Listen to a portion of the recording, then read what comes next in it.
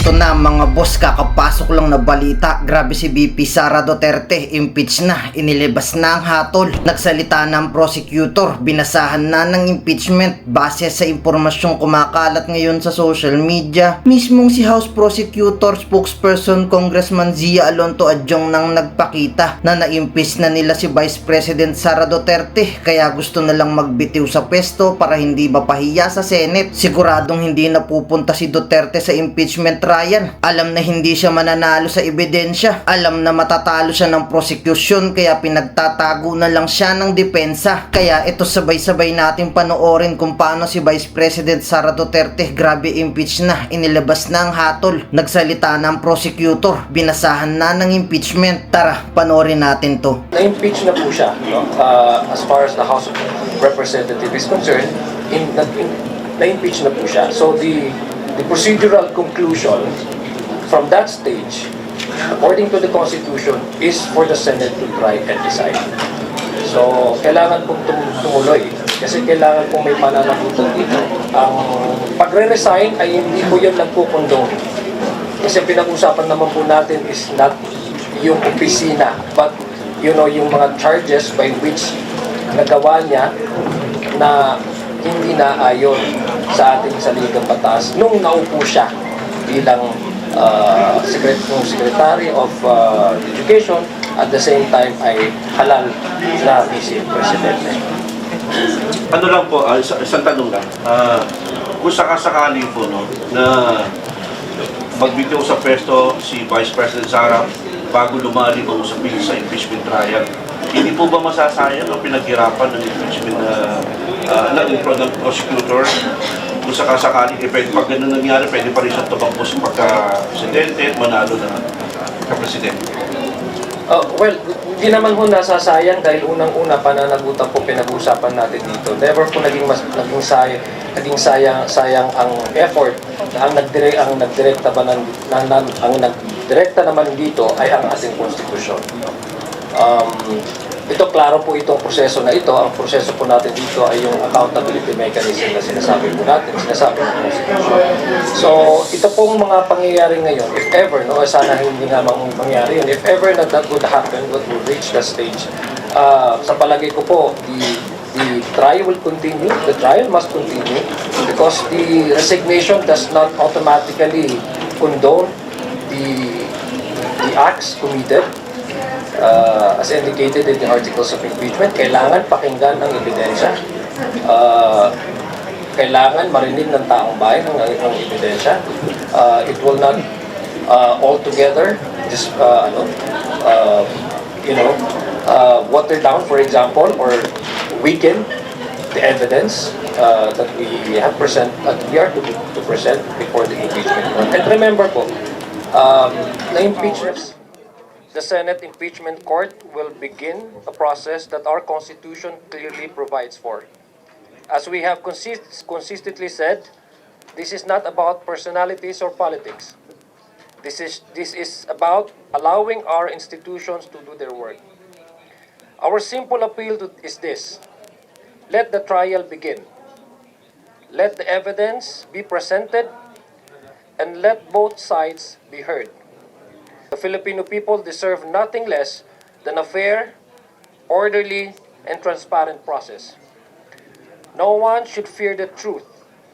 The proper venue to test the facts is the impeachment court, not the court of public opinion.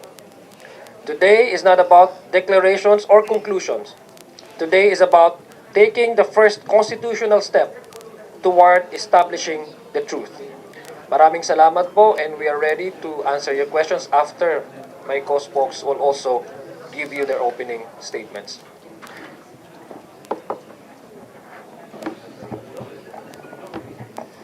Magandang araw sa ating lahat, sa mga miyembro ng media na nanonood, sa mga mamamayang Pilipino, kabataan, at lahat ng sumusubaybay sa araw na to. In just a few hours, the Senate Impeachment Court will begin hearing a case that is significant not only for our institutions, but also for the future of our democracy. To our fellow young Filipinos, this is our history. This is our moment to pay attention, to ask questions, verify facts, witness how the Constitution works, and participate in the processes. Democracy is strongest when citizens are informed and engaged. The impeachment trial is a constitutional process. It is not a spectacle to cheer for or against. It is an opportunity to see accountability, due process, and the rule of law in action. Sa mga kababayan natin, tinik sa lalamunan natin ang halos 2 taon na pagpoproseso sa kaso ng impeachment ni VP Sara. Gutom na tayo sa pananagutan. Hilom sa kumakalam na sikmura natin ang sama-samang pag-alam natin ng katotohanan. Kaya dapat nating baybayin ang ebidensya para masagot ang mga matagal na nating tanong ng taong bayan. The public deserves to hear the evidence. Karapatan ng taong bayan na marinig ang ebidensya at maintindihan ang mangyayari. We encourage, therefore, the Filipino people and the youth to follow the proceedings with an open mind, listen to the evidence, reject disinformation, and participate in conversations grounded on facts. The decisions we make today will help shape the country that our generation, your generation, will inherit. Your voice, your vigilance, and your commitment to the truth matter. Maraming salamat po, and we will now proceed with the statement of our legal spokesperson, Attorney Jay Tolosa. Thank you, Congressman. Thank you, ma'am.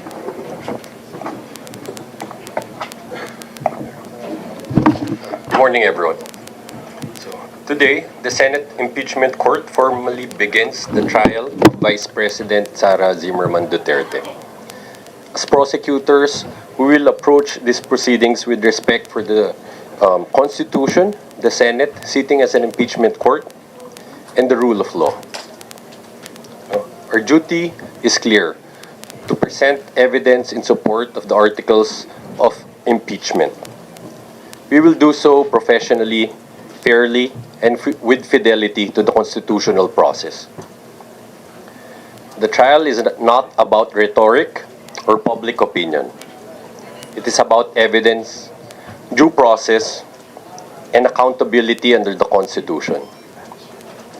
We trust the impeachment court to hear the case with fairness and impartiality, and we ask the public to allow the process to unfold. At the appropriate time, the evidence will speak for itself. So, thank you to the members of the media. Thank you for your time this morning. I think we're ready to take your questions now.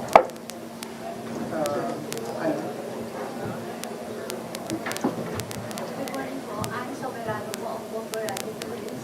Sir, just a reaction lang sa prosecution sa naging pahayag po ni President Marcos na mas mainam kung personal na haharap si Vice President Sara Duterte sa impeachment court. Sabi kasi ng Pangulo nung interview sa Canada, sabi niya, kung siya ang nasa sitwasyon, mas pipiliin niyang humarap at sumagot sa mga paratang kahit tutol ang mga abogado. Reaction po ng prosecutor. Thank you. Thank you. No. Of course, naririnig ho natin yung opinion at sentimento ng mga kababayan natin na ito ho yung sinasabi nila. Considering ho the seriousness of the allegations in these impeachment proceedings, nararapat lang ho na harapin ho ito ng personal ng Vice Presidente. But having said that, we will still respect the rules of impeachment and the order issued by the impeachment court, wherein the Vice President was given an option to appear either in person or through counsel. So at the end of the day, that's a decision for them to make. But still, we understand that sentiment. That sentiment is the sentiment of the entire country, or most of our countrymen. Na everyone's demanding that the Vice President will face this in person. Well, actually, that's a sentiment not only by the President but actually shared by all of us, no? Kasi it will also speak about the character the respondent, no, it will only show that she is really seriously taking these allegations, no, facing these allegations with a clear, with a clear position that she is not guilty of any of these accusations. And the clearest message that she can send is to appear before the court. No? Klaro po yan, matagal na po nating sinasabi. And that would also reinforces her previous statements that she will answer in the proper forum, that she's actually welcoming the allegation in at the proper forum, and this is now the proper forum. No? Kung tatandaan po natin, siya mismo po ang dinescribe niya sa itong proseso na to. Pag dumating at humantong sa impeachment court o sa Senado, ay ang sabi niya, ready na po sila for bloodbath. So I guess that would also reinforces again her earlier position that she's ready. And the only, for me, and to all, many ordinary a clear message that would send to the public and to the Senate impeachment court is the presence of the respondent, the Vice President Sara Duterte. But again, reiterating also the position of Attorney Jay, that is entirely within the discretion of the options that she can actually discuss with her defense panel. Okay. Okay.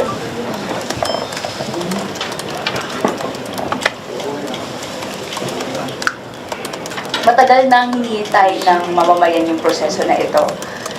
So matagal na rin hinihintay ng mamamayan ang sagot ni VP Sara sa mga tanong tungkol sa articles of impeachment.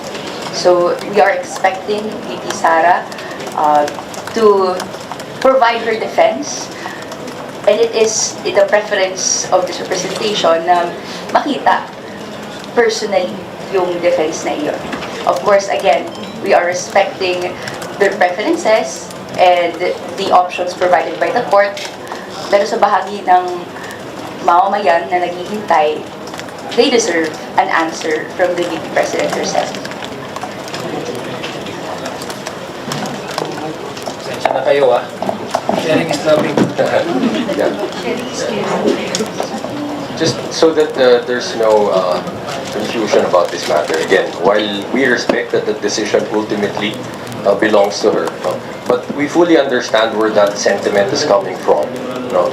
Because it would show respect for the Constitution, respect to the impeachment court, and ultimately respect to the Filipino people for demanding answers, demanding clarity, considering the seriousness and gravity of the allegations here.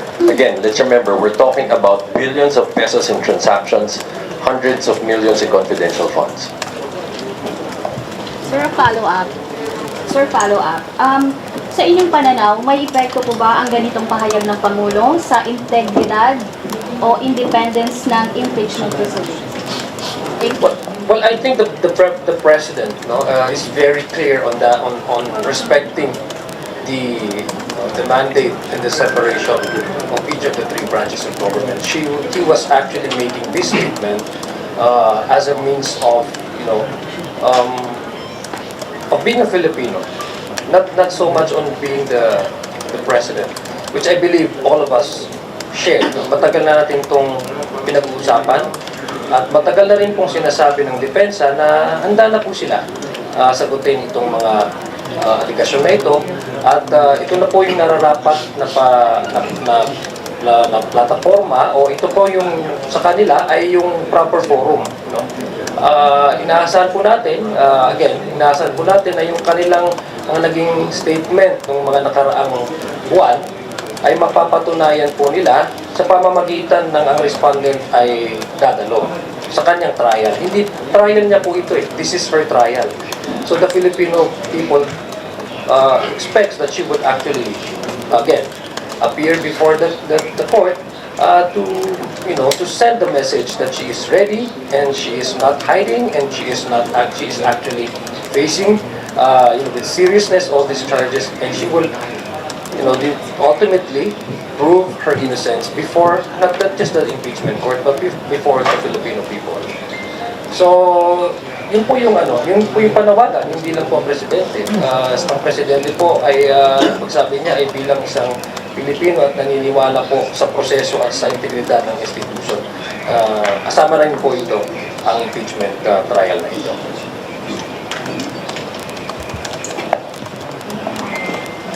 Ganun na po kalawak yung sentiment ng taong bayan, ng mamamayang Pilipino para po sa proseso na ito.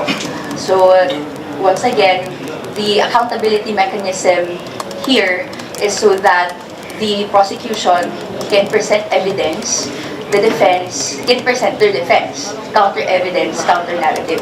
Kaya hinihintay din natin si VP Sara Duterte herself to present that side personally para din maklear na yung disinformation, yung confusion na bumabagabag at tinig nga sa lalamunan ng taong bayan for the past 2 years.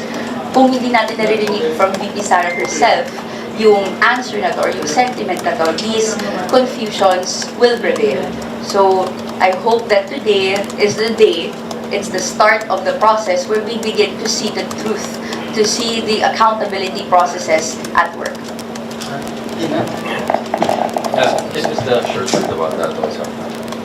So, of course, to be clear, no, we do not speak for the president, but since you asked our opinion about it, I think it was clear that he did not try to say how the Senate, sitting in his impeachment court, should rule on the matter. The only thing that the president did was echo the sentiment of the entire country. Again, which is that the people deserve answers, the people deserve clarity on this matter, the people deserve accountability. That's it. Sir, the Vice President has already said that she will not appear before the Senate impeachment court today. What can you say about that? And does her refusal to attend weaken her defense? You want to go first?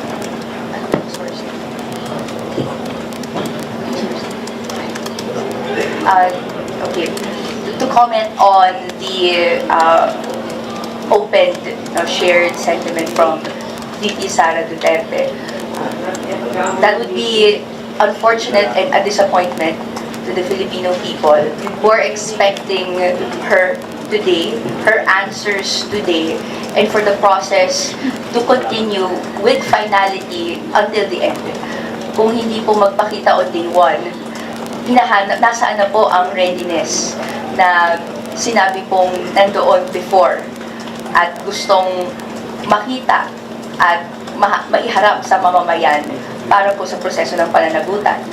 So, she can have her strategy, her legal team can have that strategy, but at the end of the day, this impeachment process is both a legal and political process that we want the people to participate in. And makita natin yung greatest participation of the people, kung pati yung public officials na nakasalang ay fully participative din.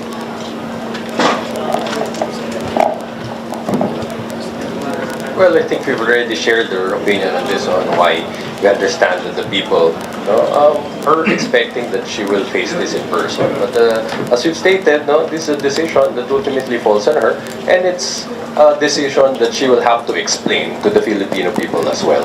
But for the prosecution, insofar as we are concerned, her singular focus here will not change, regardless of her appearance. We will make sure that we will be able to establish solid evidence to back the serious allegations against her, regardless of she will be there or not. In this case, the Vice President is consistent from the very starts. Not attending or skipping the process. From the budget hearing up to the confirmation hearings, up to the point where she said na ready na sila, ready na siya, nasagutin ng mga allegation. I think the Vice President is consistent on this, not attending, and hindi siya tugma doon sa mga nasasabi niya. Again, ito ay option naman para sa kanya, pero ito will send a clear message to the Filipino people na matagal na nilang gustong makita ang Vice President taking this head on, putting seriousness into the allegation by she herself being part of at the very least, the first stage of the entire process of the impeachment trial. So, yung hindi po niya pagpunta, that's a personal decision, but the people will have a different observation altogether. Como you said, her absence is sending a message to the Filipino people. What message is that? That she is not, she does not, from the very start, when she does not feel the process, she would simply brush it off and evade and not attend. No. To me, personally, this is actually signals the kind of respect that she has for the process. Can I follow up? Addition lang po doon sa follow-up question. To me, that signals evasion that has haunted her term from 2022 up until now. She evaded answering nasa na yung confidential and intelligence funds. She evaded providing the required documentation. And now, noong lumaki na ang yung issue, hanggat nandito na sa impeachment court, may evasion pa rin. I hope that there will be chances still for VP Sara to show up, not only today, but on the different days of the impeachment hearing dates. So inaasahan pa rin naman ng mamamayan na at one time ay iparamdam yung sagot tungkol sa mga matagal ng tanong natin. Okay po. How are you going to lead the call of the Senate President to shorten the trial dates? Kung maaari ay bawasan po yung number of days.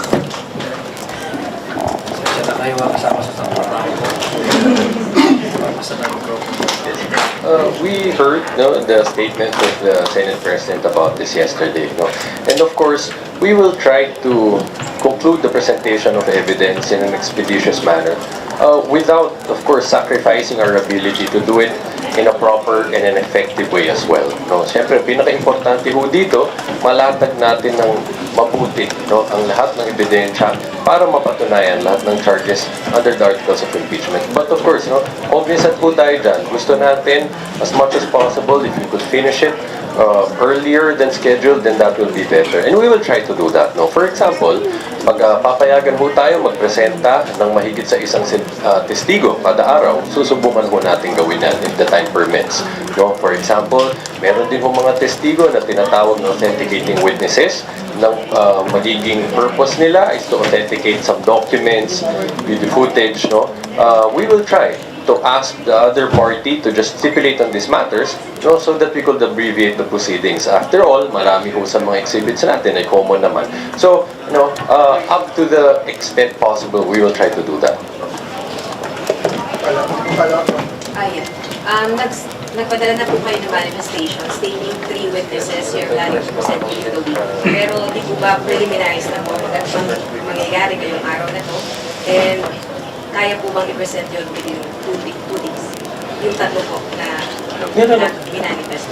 Yes, that's correct. I think in his interview yesterday, the Senate President, Sherwin Gatchalian, stated that today we will not be given an opportunity to present our first witness. Of course, we'll abide by that. So, as to whether or not we'll be able to present all 3, again, it will depend on the time that will be given to us this week. So, the hearing for this week will be held until Wednesday.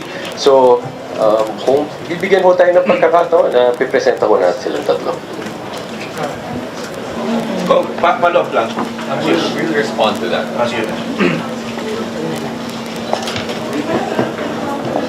I would second what Kong Zia said. Wala pong sayang sa proseso ng pananagutan. If ever it comes to that, resignation only evades accountability. And it only answers the question of occupation of office. Pero hindi pa nito sinasagot yung 4 articles of impeachment, din nito sinasagot yung other constitutional ipinapataw na permanent or perpetual disqualification from office. So, the trial is promised to the Filipino people today. We will continue regardless kung ano pong maging development. But nonetheless, handa naman po ang House Prosecution Panel to present the articles of impeachment and proceed with this process of accountability. Resignation, just a follow-up. Resignation is an optional given to all public officers, either appointed or elected. Accountability should not be made as an optional issue. Just to add to that, because the question assumes, dahil sinasabi, hindi ba masasayang, it assumes that if she resigns, then the impeachment proceedings will be terminated. But without preempting the action that the impeachment court may take on such scenario, her position here is clear, as aptly pointed out by Kong Zian, by Kong Rene. Dalawa ho ang penalty under the Constitution sa impeachment. Removal and perpetual disqualification from holding public office. At clear ho ito, merong Supreme Court decision sa concerning administrative cases, kung saan ho, ang nangyari dito, sa kalagitnaan ho, nung administrative proceedings for the removal of an erring public official, she resigned. Ang sinabi ho ng Supreme Court sa kaso na yun, hindi pwedeng takasan ng pananagutan dahil lang nakasuhan na ang public official, at yun na ang gagawin niya, dahil nakasaad doon, madami pang ibang kaparusahan na dapat matanggap sa ganong klaseng pagkakamali. And in that case, the Supreme Court said that the resignation does not render the entire proceedings moot, dahil again, meron pang other penalties. At tandaan natin, sa case na yun, the case just involved 4 million pesos. Again, here we're talking about billions of financial transactions, hundreds of millions of confidential funds. Yan ho, ganun ho kabigat ang issue dito. So, kung sa usapin ho na 4 million pesos, ang naging ruling ho ng Supreme Court dyan ay maliwanag, hindi makakatakas sa pananagutan ng public official sa pamamagitan ng pag-resign. Malinaw ang position natin dyan, all the more for this case. Isa lang po kay Congressman Adjong. Noon, sinasabi na malakas ang mga Duterte sa Mindanao. Ngayon magsisimula ang impeachment. Sa palagay niyo po ba, hawak pa rin ng mga Duterte ang Mindanao? Bilang isang Mindanaoan, deserve din po nila malaman ng katotohanan. Ako po, taga Mindanao ako. Pero gusto ko rin pong malaman ng katotohanan. So I think it's not Mindanao alone, or Luzon, or Visayas. The whole country deserves to know the truth. Ito na rin yung paraan para may latag natin ang kaso at malaman ng ating taong bayan kung anong katotohanan. We cannot let Mindanaoan remain blindfolded from these accusations. The truth na meron talagang pananagutan ang Vice Presidente. Sir, kahit mga supporter ni VP, yun ba yung ibig niyo sabihin? Kahit mga supporter ni VP, kailangan Sabi ko nga, walang kinikilala dito, hindi ito personalidad. Ito po ay proseso ayon sa ating saligang batas. Ito po ay proseso na sinasabi po na meron talagang, kung merong pananagutan, dapat ihain sa tamang proseso o tamang forum. Ito po yung tamang forum na sinasabi, itong impeachment court. Wala pong kinikilala dito, dahil lahat po deserve na malaman ng katotohanan. Sir Janeska, Sir, good morning. I understand you intend to present for your first argument yung threat against the president. Is that still the case? Yes po. And why that specific allegation? Why should it go first? Thank you. Well, una-una, sa tingin ho natin, yan ang articles of charges, articles of impeachment na pinakamadaling masundan, na hindi lang ng impeachment court, but ng mga kababayan natin. Dahil napakalinaw ho nito, una-una, hindi na ho kailangan magpresenta pa ng napakaraming testigo para mapatunayan na ito ay nangyari. Napanood ho natin pare-pareho yung video kung saan ho pinagbantaan ang buhay ng Presidente, ng First Lady at ng dating Speaker of the House. Maliwanag din ho doon na sinabi na bukod sa pinagbantaan, sinabi na may kasunduan na sa isang assassin para gawin ho ito. So, sa tingin namin, dahil ho ang mga factual issues dito as may konti, as less complicated compared to the other financially related articles of impeachment, no, mas madali ito. So, minabuti namin na dito po tayo magsimula. Pero pa si respond pa si Just very briefly. Inuuna natin in order of kung paano makita ng taong bayan yung iba't ibang nakitang questions na bumabagabag sa ating lahat. So, the press conference about the threats, natunghayan po ito lahat ng mamamayan. We will go through as they go para po makamit natin sa punot dulo yung proseso ng pananagutan. Para po sa akin, very short lang, no? I think sa Filipino, mas madali kang mag-relate na hindi basta-basta magbanta. No? I mean, culturally, we all understand that. Ang Pilipino ay disenteng tao. Tayo lang po ata yung tao sa buong mundo na pag nagsasalita, very,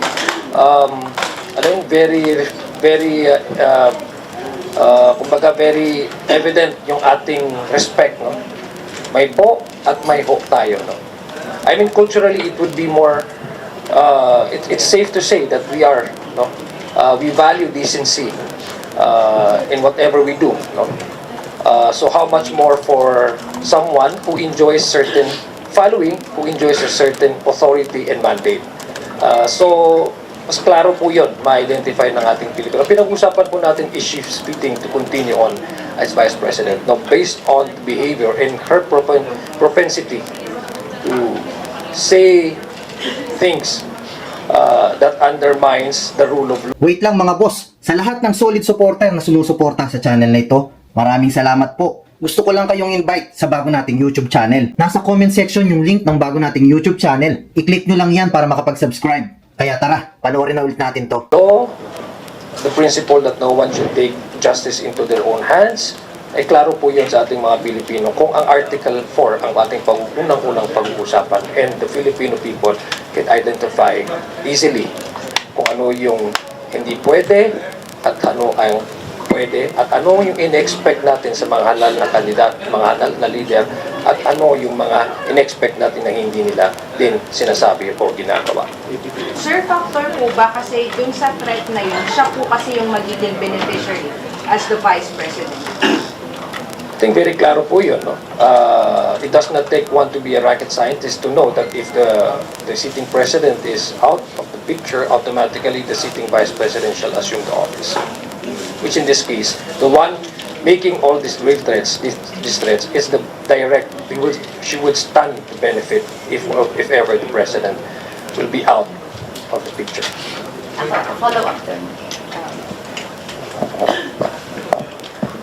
Para po sa akin, kahit sino man yung kinontrata na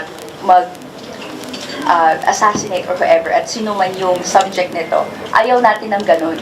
Ayaw natin marinig sa isang public official na binabalak niya yun at may kinausap para mangyari yun. This is about going against the culture of impunity na nandito sa Pilipinas. At sa punot dulo nito, gusto natin na to make an example to the people that hindi po okay na mangontrata at sino man yung subject ng kontrata na yan. Hi, Sir Rafi Ali from the Leadership. Sa paglabas ng arrest warrant, Senator Rodolfo Marcoleta, how do you see the proceedings move forward? Kasi apparently parang nabawasan na naman ang supporters ng Vice President Sara Duterte. That's, well, unang-una, tandaan po natin the case actually happened even before the impeachment, the official transmission of the articles of impeachment to the Senate from the House of Representatives. Mas nauna po ito, it predated actually this process, the entire process. Sa amin po, that's entire different legal proceedings that involves one sitting senator. So kung wala ho akong makita na anything that would further delay the impeachment process because again, ang sinasabi po natin dito ay ang basihan ay yung direkta directive, no, ng ating Constitution na magpatuloy itong impeachment trial na ito. So again, these are two separate legal processes na hindi siya connected whatsoever. Yan po yung sa amin pong panig, ang amin pong pinofocus is yung paano ipapresenta ang kaso ng House Prosecution Team at ilalatag yun ni Tama ho, no? As correctly stated, yung acts which are the subject of this blunder case all happened way before this issue of impeachment came about. So, yun namin nakikita yung connection nito dun sa impeachment. And hindi na namin nakikita kung paano ko ito maging dahilan para makaantala ko dun sa proceedings. Again, respect to the composition, whether or not they could appear or not, this is something that's out of our hands. This is a matter that falls under the exclusive discretion of the Senate sitting as an impeachment court. So, kami ho, hindi magbabago kung regardless of the composition of the Senate sitting as an impeachment court, our mandate remains the same, which is to present evidence in accordance with the rules in the Constitution to support the articles of impeachment.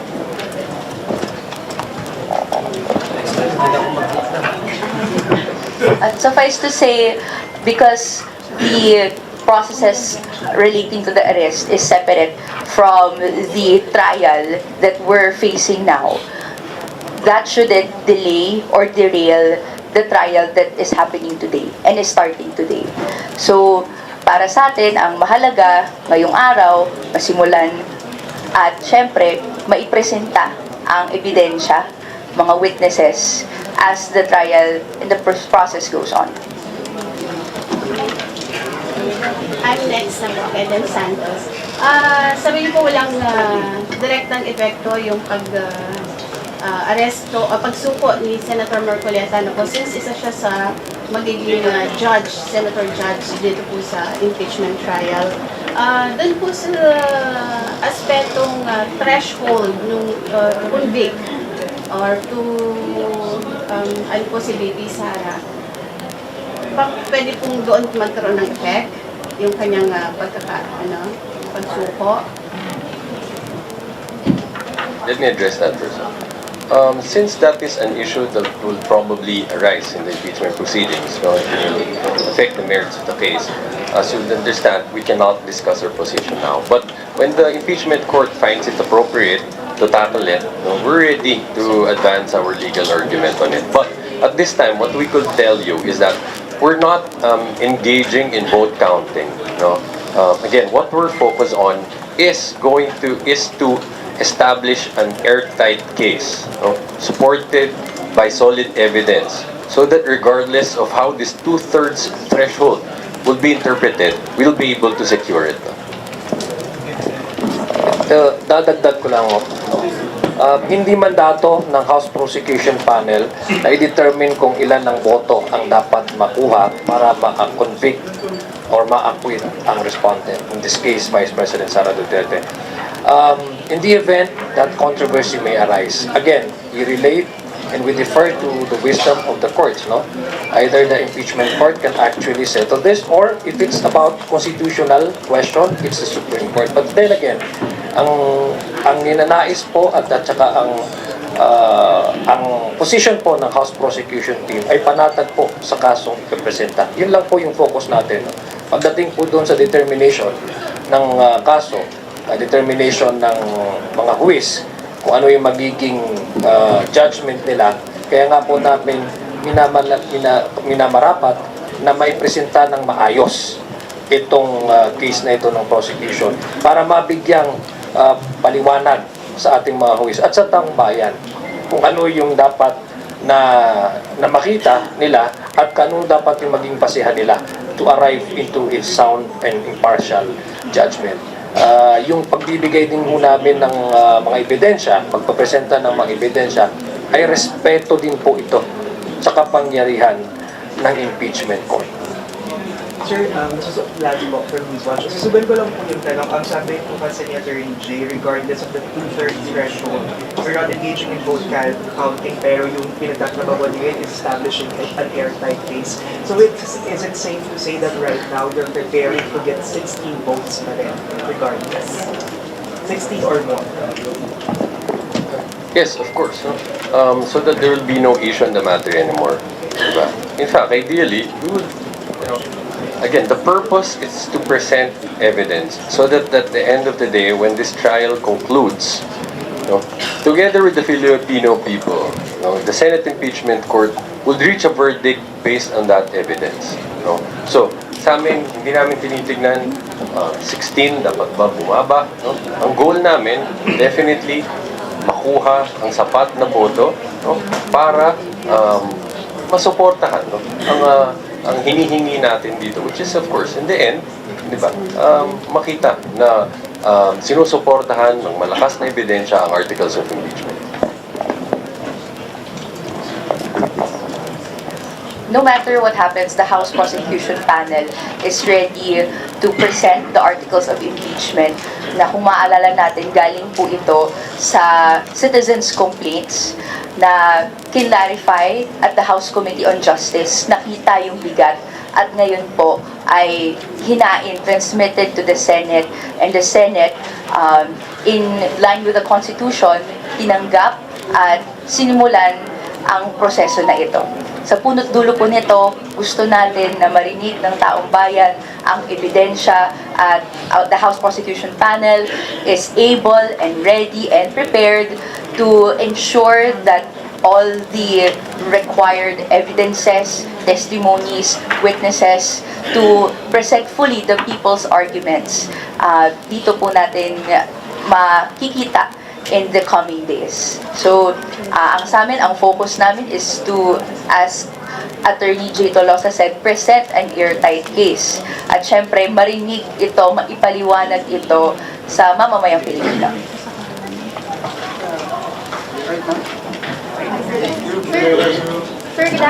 Sir, good morning, Katrina Domingo from ABS-CBN News. How concerning is it for the prosecution panel that there are 3 senator judges who are already automatically absent from the proceedings? Will that be considered as an acquittal? Do you have a slimmer leeway for you to get more conviction votes from a slimmer chamber? Well, again, we don't actually, again, as what Attorney J earlier explained, we don't bother ourselves with the number of the senators, the sitting judges, who will be present, who will not be present during the course of the impeachment trial. What is important to us is we can perform the constitutional mandate of the House of Representatives, and that is to support the articles of impeachment by way of presenting corroborative testimonies and documentary evidence. As far as the House Prosecution Panel, what is important is the impeachment. The Senate has already assumed jurisdiction over the articles of impeachment, and we are starting to look at the start. We are starting now to feel the start of this process, which is later nga mag-uumpisa na po yung unang araw ng impeachment trial. Sir, and your reaction to political observations that the prosecution allegedly is no longer gunning for an acquittal, but instead just wants to lay out the evidence, the pieces of evidence against Vice President Sara Duterte? Because some political pundits are saying that it is quite impossible for the Senate to get a conviction at this point. Well, let's see how things will develop in the process and the trial. But I think that's going to that kind of conclusion is too premature at this point in time. We haven't actually seen the evidence by the prosecution, and we have yet also to see and hear the answers and rebuttals of the defense. What is important is the House Prosecution Panel from the very start is ready to present the evidence, including the list of potential witnesses, and we would allow the verdict that is exclusively within the right of the Senate, acting as impeachment court, to render that resolution by way of either conviction or acquittal. So, our focus here is to allow the process to move forward.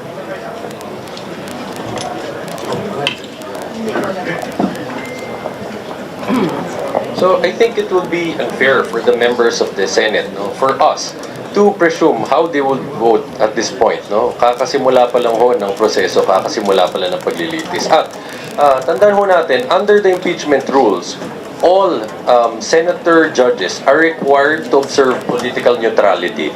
This means, no, that they should participate in these proceedings, no, and rule on it based on the evidence, regardless of their political affiliations and preferences, no. And gusto, ang paniniwala namin, they will abide by this obligation. They will comply with this obligation. Okay, go ahead, President Mara. Good morning po. Sir, to remove the legal barrier, are you going to ask for the written consent of VP Sara to open the BIR box? Kasi dyan lang naman po ang pwede mo. Sige. Well, first of all, in one of his interviews yesterday, Senate President Gatchalian stated that there are lots of opinions among them, no, about this matter, and he himself decided it's better not to give a comment about it, no, and just wait for the impeachment court's official action on this matter. So we will take his leave, no, and at this time, I think also think it's not appropriate to discuss it. So we will wait, no, for the impeachment court's formal resolution, no, regarding our requests, no, concerning the BR box. But what's clear is we believe the importance of its contents. We understand the sentiment of the people that we all want to see it. So one way or another, no, we will achieve that goal. But as to how the impeachment court will act on it, we don't want to preempt it, no. So kung ano man ho ang maging decision about that, we will respect it and act accordingly. But Senator Lacson said they will return the BIR box to the prosecution panel. Of course, they're balancing their statutory confidentiality and the rights of the due process of the respondent. Yeah. Exactly, ma'am. No? Tulad ho nung sinabi ni Senate President Gatchalian, no? Hintayin ho natin yung official na action ng Senate Impeachment Court dito sa bagay na to. At kapag nandyan na ho, no, kung ano yung official na pagpapasya nila sa bagay na yan, then we will act accordingly. Sir, because of this impeachment process, may possibility po na yung defense team maitahip tong mga evidence sa jury state. So, how are you prepared for that? Can you please repeat the question? Sir, because of the complexities na itong impeachment po, there are possibilities na itong defense panel maitahip po itong mga evidence nyo to jury state. Quite understand the question. Overturned. Pasensya, isa pa. Pwede ko nating medyo pakiliwanagin ang tanong mo para makasagot ko. Yes, sir. Yes, sir. Para sa kanilang advantage now. Pasensya na, gusto ko masagot ng mabuti yung tanong mo, no? So, pwede lang tanong kita. Ulit pakiliwanag ko yung tanong. Kasi mga legal strategy po yan. So, yun yung plano nila, sir, na itatahip nila sa jurisdiction yung ibang ebidensya po. Kagaya nung sa health threat, ngayon sinasabi na nilang freedom of speech. Tapos dun sa PR box na gusto nilang i-protect na huwag na niyo. Well, lahat po ng strategiya ng depensa, karapatan po nila yan. Ang importante po ay para sa House Prosecution Team ay klaro po ang ilalatag na kaso. Pati na rin po ang korte, kanina sinabi nga ni Attorney Jay, na dahil inaasahan po natin na ang impeachment court ay impartial naman, no? Papakinggan ang bawat panig. Kung meron naman po silang mga ebidensya na gusto nilang maipresenta na maribat yung ating mga ebidensya, ay ganun ho ang struktura ng trial. Ganun talaga yung usual na process. Ang wisdom naman po kung bakit gusto natin lahat ng ebidensya ay masalang sa impeachment process ay una, deserve ng mamamayan na malaman kung bakit ganito kabigat yung kaso na hinaharap ni VP Sara. At number two, no, to leave no stone unturned. So, we leave the wisdom to the impeachment court kung ano po yung appreciation niya sa articles of impeachment and yung mga arguments na ilalatag natin and the witnesses and testimonies and evidence that will support these arguments. But at the end of the day, the House Prosecution Panel is ready to convey these arguments, to defend it, no, for the sake, no, na may nakalagay sa Constitution at batas na pamantayan kung paano dapat panghawakan ng isang public official yung kanyang oath and yung mga batas na dapat sinusundan nating lahat. So, for now, the defense can produce the strategy that it wants to, pero sa atin, ang pinanghahawakan natin, no, nasa proseso ng pananagutan, let the evidence speak for itself. Let the witnesses see their day in court. Let these questions be finally answered. Hi po, good morning po. One of the contentious or one of the suggestions ng mga supporters ni Vice President Sara Duterte ay huwag siya humarap sa impeachment trial,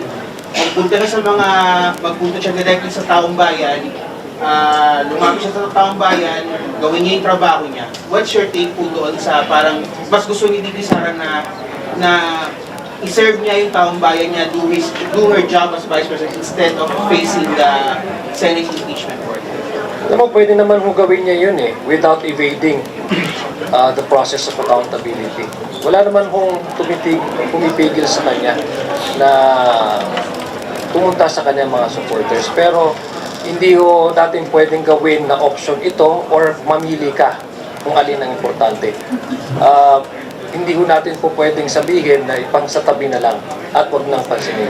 Kasi ang nagsasalita po dito ang ating konstitusyon, ito po ay proseso na binigay ng konstitusyon na kinakailangan na ma-reach niya yung point na makuha natin, no?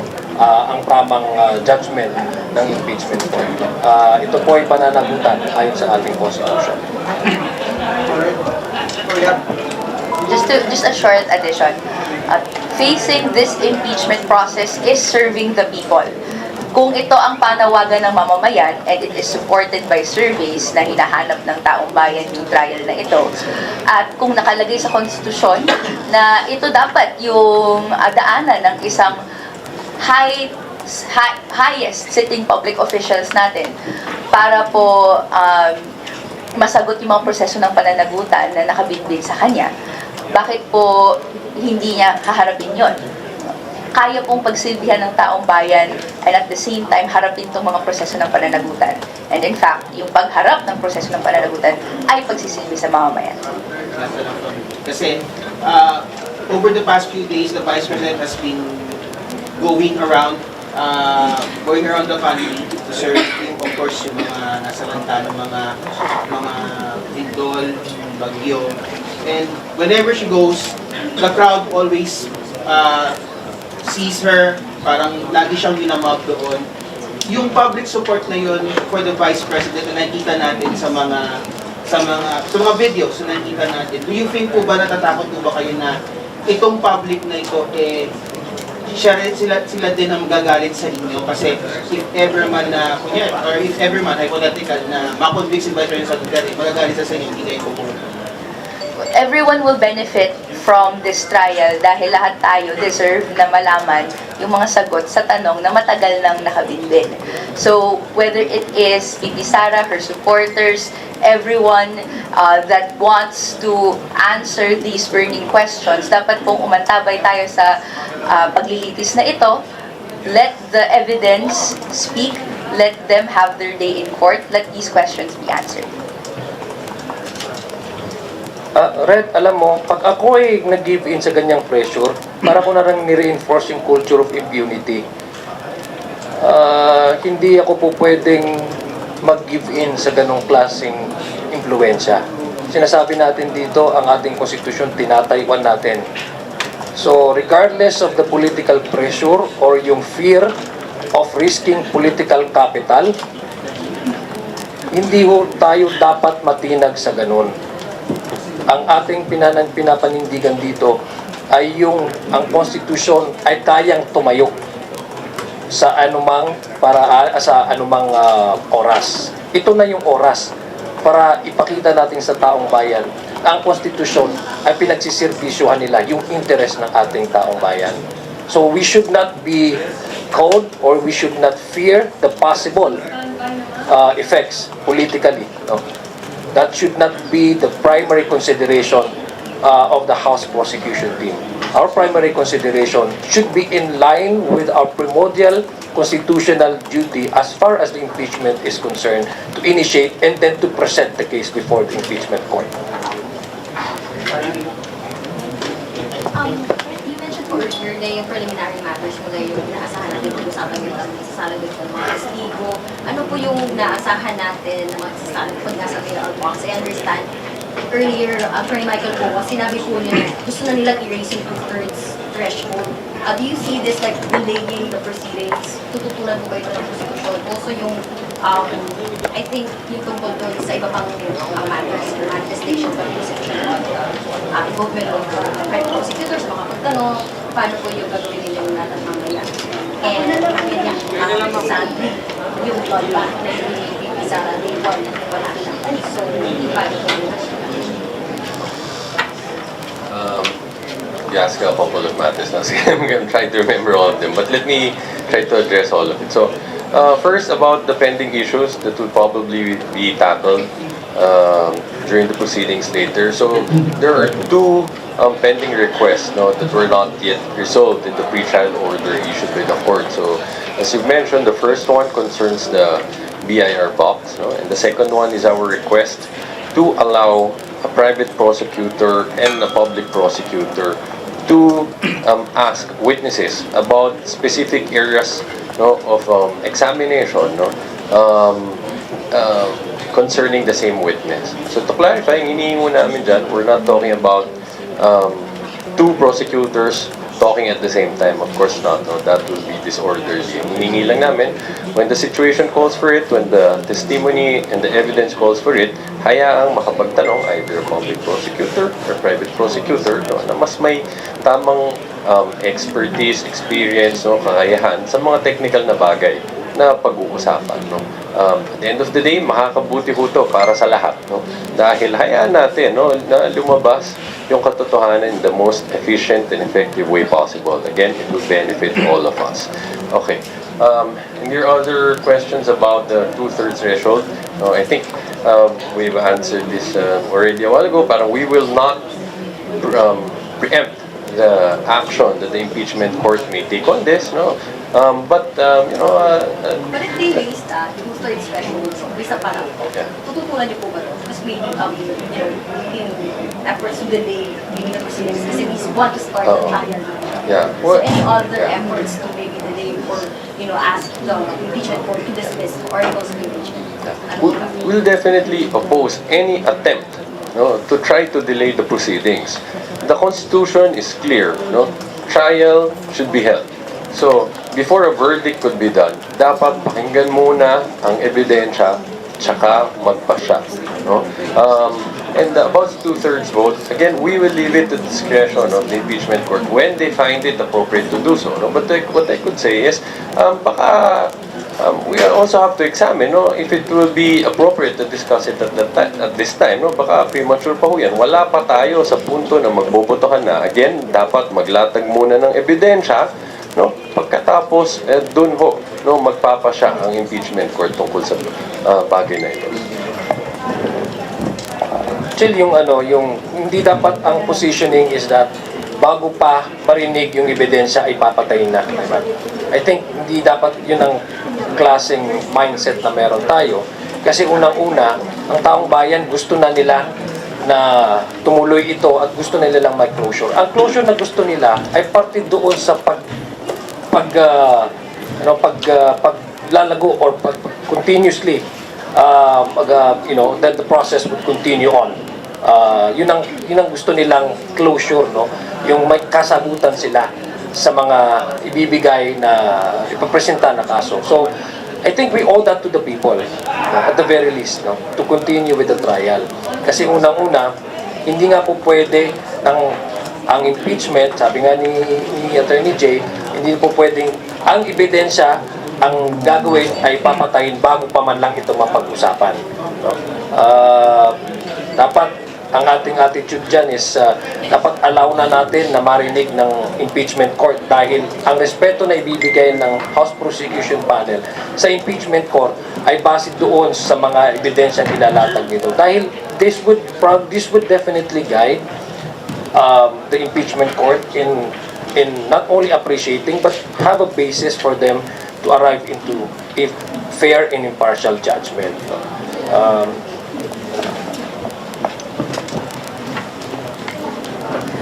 Well, at the end of the day, hindi natin gusto mamatay ang kaso for any technicality.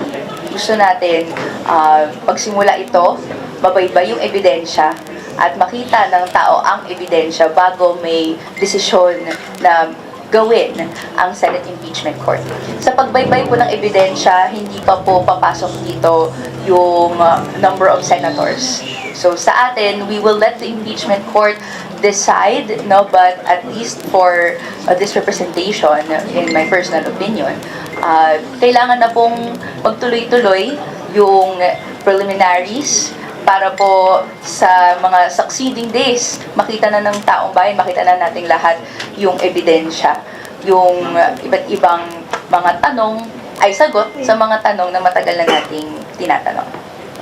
Parang ang ayaw talaga kasi natin kung yung isang bagay ba na hindi natin masagot, ang unang-una lang natin gagawin is papatayin natin. I have a clarificatory question. Sorry, MJ. Kasi maraming thoughts.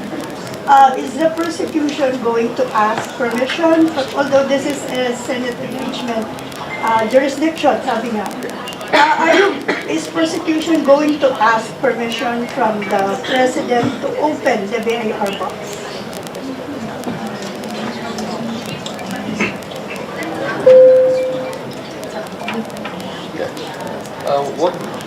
Wag po nating pangunahan yung issue sa VR box. No? All of these matters are being speculative at this point. No?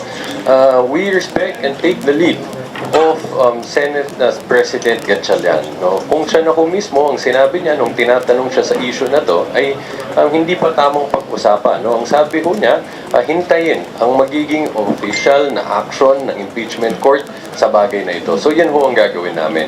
And kapag nandyan na ho ang official na action nila, then we will respect it and respond accordingly. No? Thank you.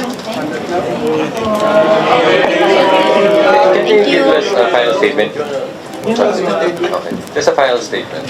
Gusto lang ho namin linawan na sa oras na ito, hindi pa ho namin hinihingi na suportahan o panigan ng ating mga kababayan ang prosecution. No? Ang hinihingi ho namin, ang pinapakiusap namin sa mga kababayan natin, siguraduhin ho natin pare-pareho na patuloy na gumulong ang prosesong ito. No?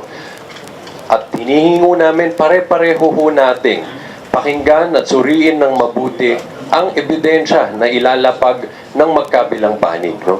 So, pinapakiusap namin, isang tabi ho muna natin ang mga personal na opinion natin. No? At ibigay ho natin ang opinion at ang decision natin sa bagay na to pag natapos na ang paglalatag ng ebidensya.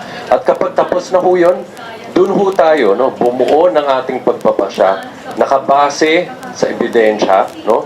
At sundan ang konstitusyon at mahigit sa lahat, paglaban natin pare-pareho yung katotohanan. Thank you. A final word din as well, to reiterate yung minention natin kanina, everyone will benefit from this process of accountability.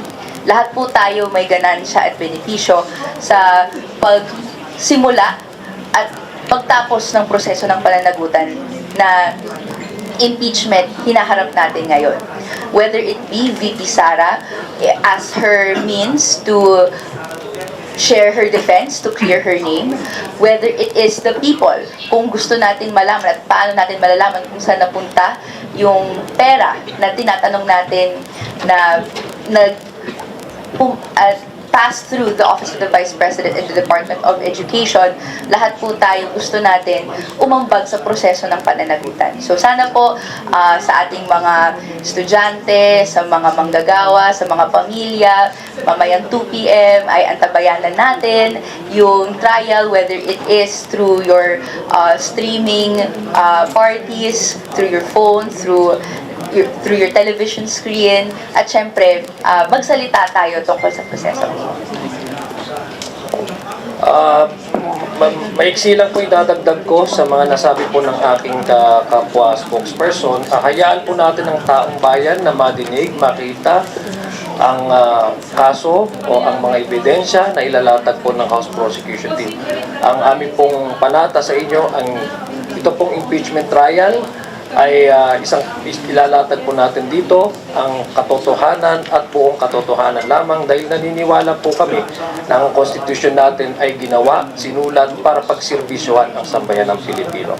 So again, hinihikayat po namin ang ating mga kababayan na makilahok at magsusuriin din itong magiging paglilitis sa pangalawang Pangulo, Sara Zimmerman Duterte. Magandang umaga po sa ating lahat at marami pong salamat sa inyong pagdalo itong press conference. Wassalamualaikum warahmatullahi ta'ala wabarakatuh. Salamat po. Ngayon, ikaw bilang Pilipino, ano ang masasabi mo at reaksyon sa balitang ito? Mag-iwan ka ng komento mo sa ibaba at ating pong babasahin isa-isa.